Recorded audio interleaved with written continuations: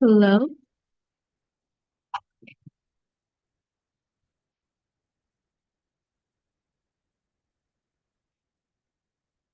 hello, testing the audio.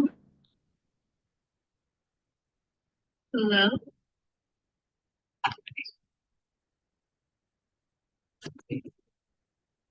Um, all right, it's 101, so I'll get started.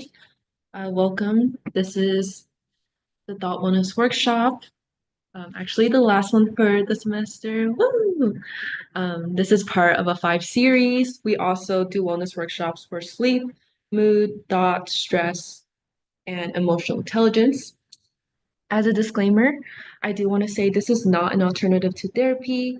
The purpose of wellness workshops are to provide education on these topics and healthy ways to cope. Um, just want to do some introductions. My name is Amy Dow. I'm a CAPS peer educator here, and and it's my last year here at school as a psych major. Very exciting.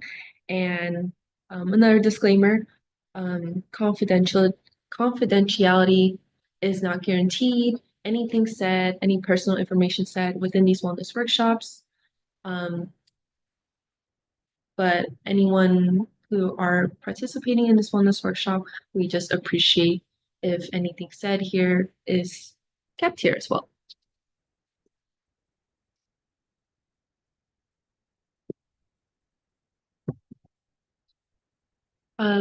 Now I'm going to be going over our objectives. First, we're going to learn how thoughts impact feelings and behaviors. Then we're going to learn about unhelpful thinking patterns, also known as cognitive distortions. And then lastly, we'll learn how to change or reframe negative self, um, negative thoughts and increase positive self-talk. It's not stated here, but I'll also go over some of our resources and services that we offer at CAPS as well. So, what is worry? Worry can be defined as unpleasant thoughts, but just know it's normal to have worries, especially as a college student. I feel like we're constantly worrying about a bunch of different things, academics, relationships, work, etc. But but also constant worrying can lead to various changes in our body, physically and emotionally. Now we're gonna watch a video. It's called You Are Not Your Thoughts.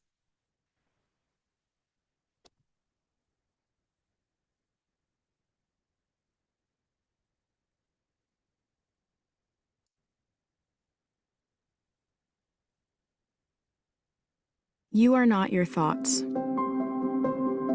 Every day, we have thousands of thoughts, emotions, urges, memories, and feelings. From the time we wake up in the morning, all throughout the day, to when we lay down to sleep at night. Okay.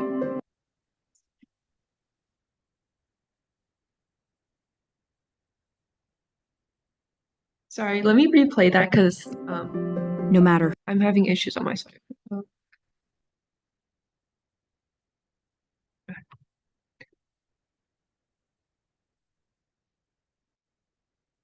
You are not your thoughts. Every day, we have thousands of thoughts, emotions, urges, memories, and feelings. From the time we wake up in the morning, all throughout the day, to when we lay down to sleep at night. No matter who we are, we all have thoughts swirling around in our heads. We even think and feel in our dreams. Often, we don't realize how many thoughts we are having, and we get lost in them. Sometimes we're not even aware that we're thinking. We seem to be swimming in a sea of our own thoughts. When we are surrounded by our thoughts, it's easy to get caught up in them and react automatically, sometimes in ways we don't even mean to react. We might hold on to some thoughts, even when we don't want to, and it can feel like our thoughts are overwhelming. But thoughts are not facts, and they are not always true, even if they seem to be. Next time you feel caught up in your thoughts, try paying attention to them with curiosity and not judgment. It doesn't matter if they are true or false, right or wrong, just notice them. How fast or slow are they? Are they all very different from each other? Or perhaps you're having the same ones over and over again. Maybe they're even focused on one theme. Some of these thoughts may be unwanted. But instead of reacting to them, notice what happens to your body sensations and your emotions when you have these thoughts. Perhaps you will notice if they are bringing you closer to or further away from what is important to you or the goals you have for yourself. Observing your thoughts is a skill that takes practice, like playing an instrument. Sometimes it'll be easy for you to be able to notice and respond to your thoughts. Other times, you might have to work really hard to get some distance from them. You might even have to keep letting go of the same unwanted thought over and over again. But don't give up. Keep trying. Like waves in the ocean, thoughts are always passing through our minds and can affect how we feel and what we do. But they are not us, and we are not our thoughts. Learning to be aware of our thoughts can allow us to respond with more choice instead of reacting in ways we may regret. Observing our thoughts gives us some distance to see how our thoughts make us feel. We can then choose to act in ways that bring us closer to the things and the people that are important to us.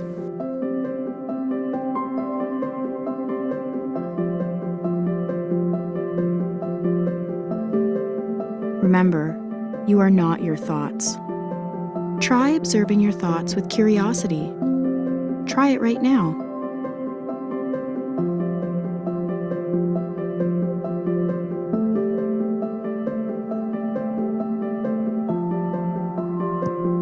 All right, that concludes our video. But this is a great video because it just emphasizes that we can't control what thoughts come into our mind, but we can acknowledge, observe it with curiosity, and let it come and go like an ocean wave. So we don't hold on to those thoughts and let it overpower or overcome us. So what are automatic thoughts? They are initial thoughts, beliefs, and judgments that can impact emotions and behaviors.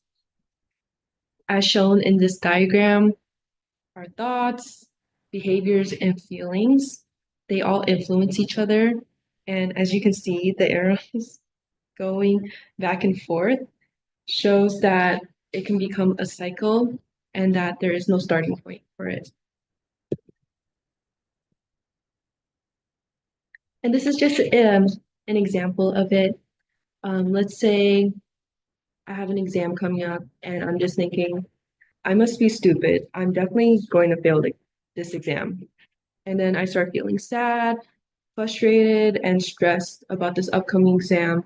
But because of this, since I feel like I'm gonna fail this exam, like I don't even care about it, I'm gonna choose not to study and hang out with my friends instead. But that's why it's so important to observe our automatic thoughts so we can be aware of how we feel and give a chance to reframe it, which we'll discuss more later.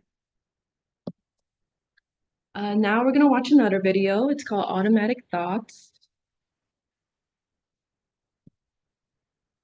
Today, we're going to talk about ATs, also known as automatic thoughts.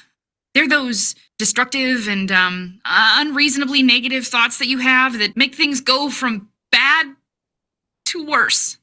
Avoiding ATs feels as impossible as avoiding red lights when you're running late. You're going to hit one or two, or every single light from your house to work on that morning that your report's due at 9 a.m. and your boss is already on the edge and you might just get fired and then get evicted and... See? Automatic thoughts can pop up and escalate as easy as that. Regardless of reality, ATs are the things that help you build a couple of red lights up to an Armageddon-scale catastrophe in a matter of seconds. Today on Wellcast, we're going to show you how to manage those harmful automatic thoughts with healthier, rational ones. And we're going to use our triple R exercise. You are going to record, rationalize, and replace your ATs. But first, how serious are ATs? A study at UCLA shows that people who got caught in cycles of automatic negative thinking became clinically depressed, self-critical, and less successful in both their work and personal lives. According to Dr. Glenn Scaraldi, these negative, disordered ATs fall into 13 categories, all of which take a toll on your mental health. Here are some of the categories. Assuming or mind reading. Like when you are sure someone is mad at you, even though you haven't spoken to them just because they walked in and didn't say hi. Shoulds, musts, and oughts. Those are the insane demands that we make upon ourselves in our quest to be impossibly perfect. The fairy tale fantasy, where we demand an ideal for our life and decide that anything less than that ideal just isn't fair. Overgeneralizing. Nobody likes me. I always ruin everything. And finally, catastrophizing. When you take a little problem and turn it into a big, terrible, life-changing event. How do we stop ATs? Good question. And the shorter answer is we don't. But by being conscious of the fact that we're having them and working to replace them with rational thoughts, we can keep them from endangering our mental health. And that is today's exercise. All right, everybody, take out your Wellcast journal. It's time to learn the 3 R's. Step 1, record an upsetting event. When something upsetting happens during the day, describe it in your Wellcast journal and record it in excruciating, painful detail. For example, today I found out that I got a C on my midterm. Step 2, rationalize. Now it's time to think about the automatic thoughts associated with the event. Pause and print this chart. In column 1, write down each AT you had about the upsetting event. For example, I am never going to graduate. In the second column, try and label each distortion. Some ATs might be rational, but most won't be. They'll most often fall into one of the categories we discussed. I am never going to graduate falls into the category of catastrophizing. Step 3, replace. In the third column, respond to each distorted AT. Talk back. Get those negative thoughts off your chest. And if it's hard to do that, try to imagine what you'd say to a friend who is struggling with their own AT and say it to yourself. When you're responding to those ATs, ask yourself some questions like, what's the evidence for this response? Is this a believable outcome for my situation? Will the world end if I get a C on this midterm? Of course not. So as time goes on and you're more used to responding to your ATs instead of letting them take over your life, you should be able to replace those ugly negative thoughts with more rational ones. Let's recap. To keep your automatic thoughts from ruining your mood and running rampant, you're going to record upsetting events, rationalize them by addressing each irrational thought, and replacing the irrational automatic thought with a rational one. The world is not going to end. Tweet us at WatchWellcast. Email us at All right, that concludes this video. And I just want to add on, automatic thoughts can be irrational and unhelpful. And that's why it's important to practice the 3 R's, as mentioned, record, rationalize, and replace. When we address automatic thoughts, we can try to view them more in a positive or even a more neutral and rational light. Now we're going to be talking about unhelpful thinking styles. There are 11 of them, so hang in there with me. I'm going to give a short description of each style along with an example. The first one is magnification and minimization.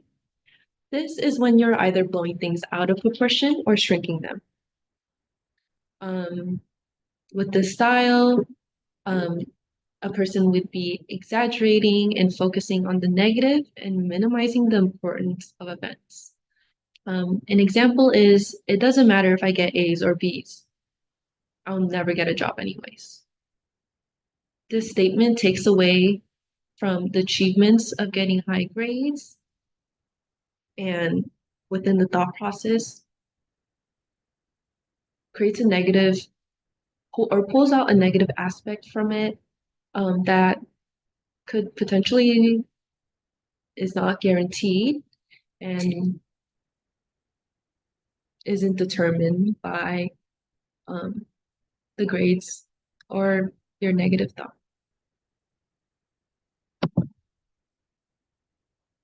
The next one is overgeneralization. It's when you conclude that what happened to you once will occur over and over again.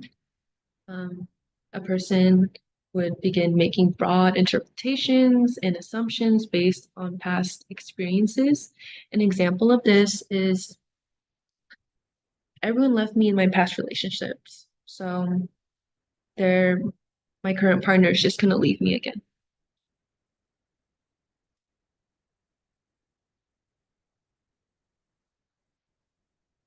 And the issue with the statement is that when a person is thinking that it'll always happen, when in reality there's no guarantee of knowing what will happen in the future. Of course, um, although like it happened there are past occurrences, even on multiple occasions, it could just be a coincidence and it doesn't guarantee the future. Next is personalization. It's when you conclude that every negative event that happens is your fault and a person would feel responsible of things that are actually out of their control. The example that I have is if I did more to help my friend, they would not be stressed. In reality, there's almost so much you can do to help, and the control of stress in someone else's life would be out of your control. And since it's out of your control, it is not your fault. The next one is mind reading. It's when you assume that you know what the other person is thinking. A person would have thoughts and beliefs about others without sufficient evidence. And the assumption of what someone else is thinking does not equal reality or the truth. The example I have is your friend cancels your hangout last minute. And you just think, oh my God, they hate me. But there's no proof that they hate you. They don't act aggressive or mean towards you, and they haven't communicated or stated anything to let you know that they dislike you. I've definitely been in a situation like this on both ends, and most likely, especially for this example, most likely something had just come up for them last minute, or in the end, they just felt too tired to go and they needed time to rest. The next one is fortune telling. It's when you predict that something bad is about to happen and you consider it a fact. Our thoughts can definitely feel real, but it doesn't mean that they're always true. And with fortune telling, typically there is no evidence to support these thoughts. An example is, I won't make any new friends because I'm too awkward. And it's in this scenario, perhaps you only see yourself as awkward, and no one actually thinks that.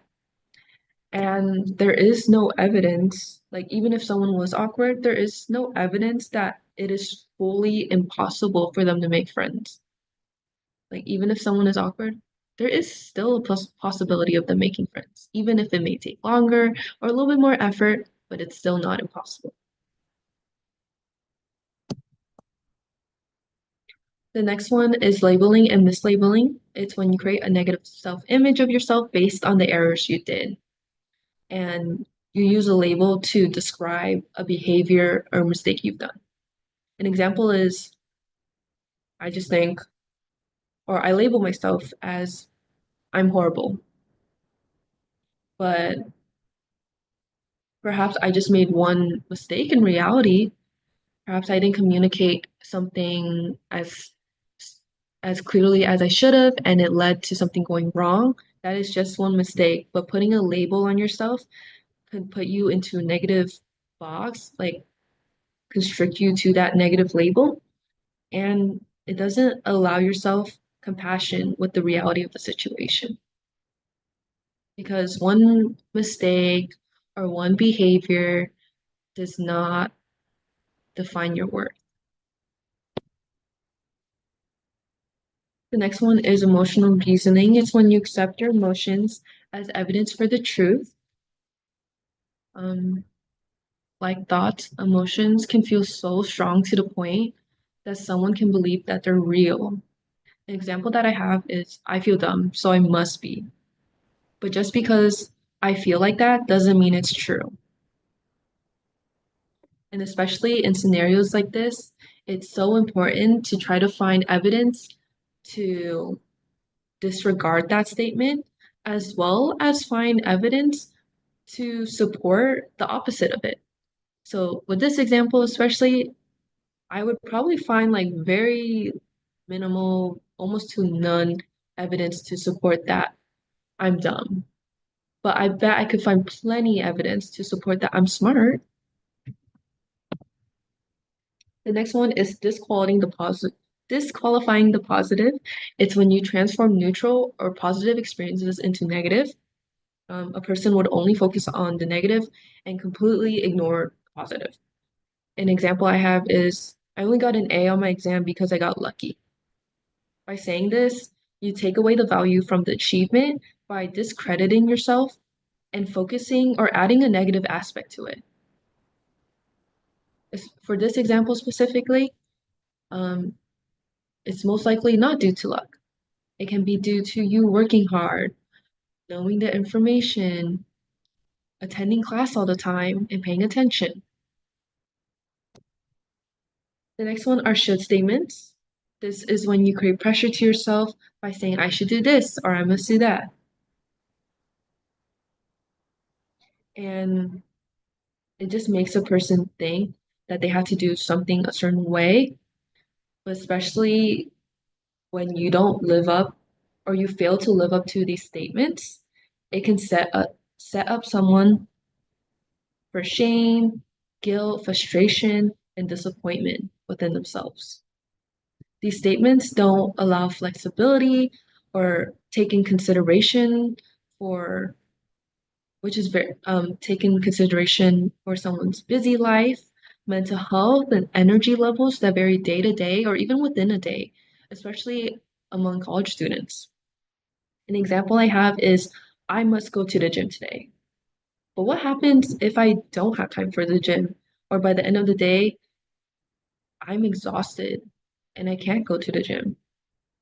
And since I didn't live up to that, I must go in my statement, I made myself feel bad.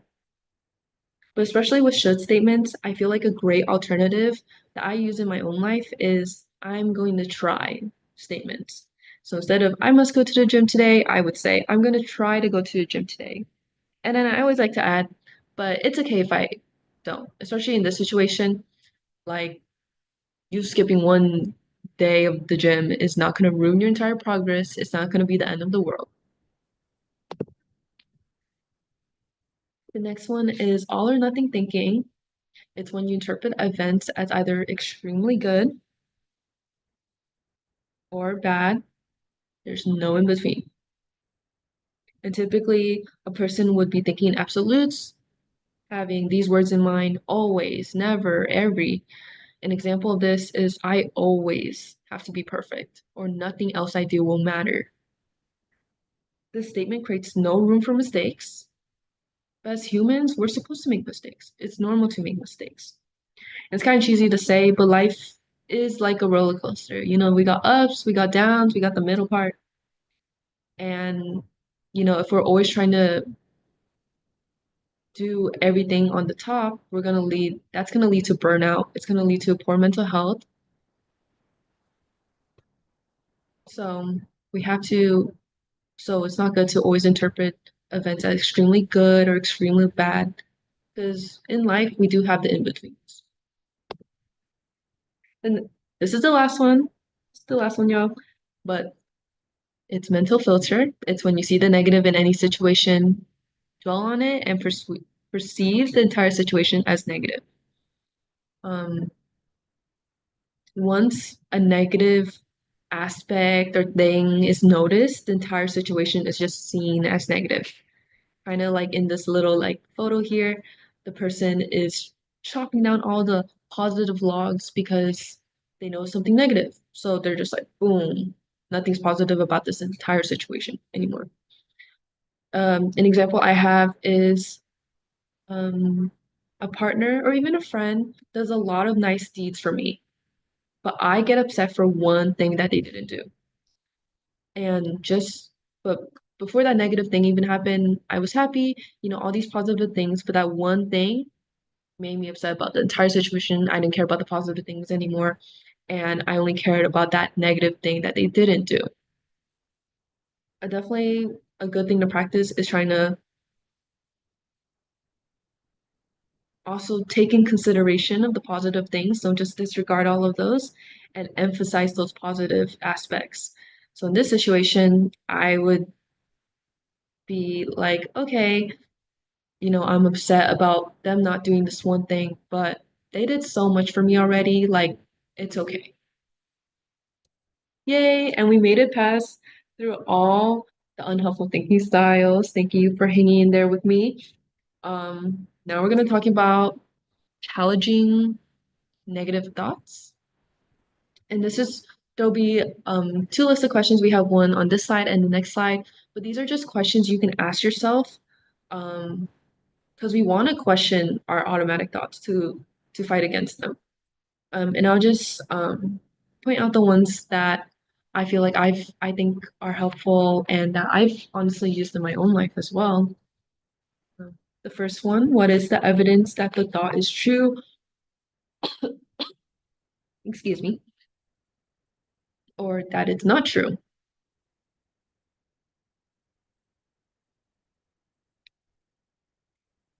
It's so important to look for evidence to see if our thought is actually true or not. Kind of like referring to one of the examples I mentioned for one of the thinking styles. Um, the one I feel so dumb I must be. But as I mentioned before, I could find more evidence to prove that's not true than rather it's true. Another question I like is what is the worst case scenario and what is the probability that will happen? A lot of times, the worst case scenario, the chance of it happening is so low, like it's most likely not gonna happen, But for you to kind of think about the worst case scenario and be like, you know what, if that's the worst case scenario, I think I'll be okay. Like, I've been in situations where, maybe I'm struggling in life, struggling to get to work on time consistently. And I'm like, what's the worst case scenario? The worst case scenario would be I lose my job and that I would have to go find a new job. But even then, I'd be like, okay, I think I'd be okay in that situation. Okay, another good question. What would I say to a friend who had this thought? I feel like we are our own toughest critics, and we're always kind to the people that we love and care for, like our friends. So you can imagine if your friend had the same thought and expressed those feelings to you, what would your response be? And use that same response towards yourself. Because typically that response will be full of love, care, and support, and you deserve the same treatment that you provide to others for yourself as well. And the last one's really good as well, the what if. So for every negative what if, rehearse the positive what if. Instead, if you're thinking, what if I fail this exam? But it's also like, what if you get 100% on this exam? What if you get an A on this exam? And that's also a real possibility in life. It's so important to focus on the positive aspects, especially when we're having such negative thoughts. It lessens the power of the negativity from it. Um, some good questions I like from this list, and you can always come back to this video and refer to these questions as well if you want to take a screenshot, um, just so you can have it on hand to look back and practice. But a good question I like from here, kind of like what is the worst case scenario one? What is the best thing that could happen? And and what is most likely to happen? Um, I think that's such a great question. You're just focusing on the positive because it's a real possibility that, like, in the same scenario, it's like, what if I get 100% on this exam? I'm not sure how likely that would be to happen, maybe depending on your efforts and how hard you work towards like learning the information and remembering it, but it is a real possibility, and that is the best thing that could happen. And you're just putting that kind of faith and support into yourself to achieve a more positive outcome and having just more positive thoughts overall. Another good one, is there anything good about the situation? Same thing, focusing on the positive. Um, maybe I'll use a personal example actually. I'm graduating. I applied to some grad schools, but I I didn't get accepted to any, and that's okay. I decided to look at, what's something good that can come out of this, and I was like, I'm tired of school. I get a gap year. I'm like, that's awesome. I'm gonna be working more, not the funnest thing, but I'll be making a lot of money from it, because I won't have school in the way of my schedule. Maybe have more time to sleep, more time to rest, maybe more time to spend time with the people I love. And that's the good from that situation. And the last question I also think is a great question to ask yourself when having negative thoughts. Will this matter in 5 years' time? And almost every time I feel like no, even in really bad scenarios, like let's say you've gone through a breakup, you had a breakup recently, or you lost your job. Will you remember that in 5 years? Or well, you probably would remember it, but will this matter in 5 years' time? Most likely no. Most likely by that time, you've probably moved on from the relationship, maybe even met someone new, someone better. Same thing with the job. You probably moved on from that job, probably got a new job, even better job by then. And even for the small things, like if you fail an exam, would that matter in 5 years' time? No, it wouldn't. You probably wouldn't even remember what was on the exam anyways by that time. And most importantly, be kind to yourself. As I mentioned before, um, we can definitely be our own toughest critics. So it's so important to practice self-compassion. Um, we have this quote here. Instead of mercilessly judging and criticizing yourself for various inadequacies or shortcomings, self-compassion means you're kind and understanding when confronted with personal failings. We have a QR code here on the left side. If you want to scan it, um, it'll redirect you to a link to take a self-compassion test. So you can kind of see how much compassion you give yourself currently. And the right one is just for a worksheet that provides more information about self-compassion as well as techniques that you can practice it. But other ways you can practice self-compassion is by providing yourself positive affirmations. Um, Very simple ones. I'm beautiful, I'm strong, I'm handsome. Or I know some people can be uncomfortable saying statements like those. There are even songs that are filled with positive affirmations, and you can even listen to those and sing along to those, and then maybe that's an easier option for you as well. And another way is also doing a reflection every day or of the day. Um, you can write it in your notes on your phone. You can write it down physically in a journal. You can even just say it out loud. That's what I personally do on a daily basis. Typically, when I get home, I'll just take a moment to sit in my car and go over my day. And it doesn't have to be the most detailed thing. I'll typically just go over what I did that day. I'll kind of go over how I felt that day. Um, and I'll try to mention something that I was proud of myself to do, even if it wasn't an eventful day. Let's say like it's just a school day, I'll go home, or when I get home in the car, I'll tell myself, I'm proud of myself for getting out of getting out of bed, brushing my teeth, getting ready, and going to school and getting through the day, you know, or I'm so lucky to be able to eat good food, to be going to school, um, or talk about even stuff that I'm like looking forward to give myself something to be excited for, to kind of like push me through the day, rest of the day, etc. This is one of our online resources, u.fullerton.edu. It is free and confidential. The cool thing about this is that you can look up topics, but it doesn't disclose any personal information, but you can see the number of students who have looked up the same information as you, and we would hope that that kind of provides some comfort knowing that students may also be dealing with the same issues as you. Um, it's just a great resource to use to find tips and tools for different areas of life.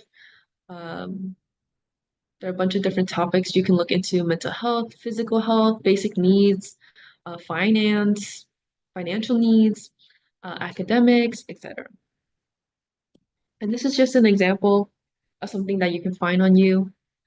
This is a 2-minute guided meditation to release stress, and you can find a bunch of things like this on there as well. Another online resource that we have, compass.fullerton.edu. Like a compass, it points you in the right direction to find resources. And we have a variety of them on there, varying from on to off campus, as well as no to low cost. And these are just QR codes for Thought Wellness Packet and Thought Wellness Handout, just a summarization of the information that I talked about today. Here is CAP Step Model Care. It lists all the services that we offer here at CAPS. In the bottom blue section, these are the online resources I just went over, as well as our CAPS website and social media, which is our Instagram. It's just a great starting point, especially when you're looking into resources for your mental health. The next one is the screen section here. These are non-committal services. Most of our services here don't require any appointments, and they're just walk-in whenever they're occurring. You just come on in. The exception would be like therapy groups, case management, and referrals. I believe those you do have to call to make appointments for those. And therapy groups require a weekly meeting. In the yellow section is our more committal services. These do require an appointment. You would call us to book that appointment, typically maybe even an initial consultation for it. And we recommend students to attend multiple sessions to fully benefit from them. And on the top right red section, we have our mobile crisis team. It's in collaboration with the UPD here on campus. It's for students if they're distressed and they would like someone in person, but they're unable to come to Tyne Hall where we're located, then we can have a licensed therapist as long as UPD. They're not in any clothing, specific clothing that they can be identified or bring attraction or attention to, as well as the van that they would help that the student would go in to transport as well. It has no logos or anything as to that would attract too much attention or anything.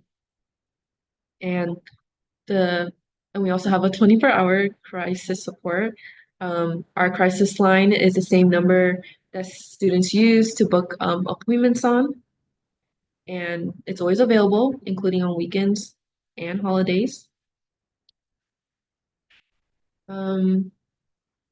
What is your favorite takeaway?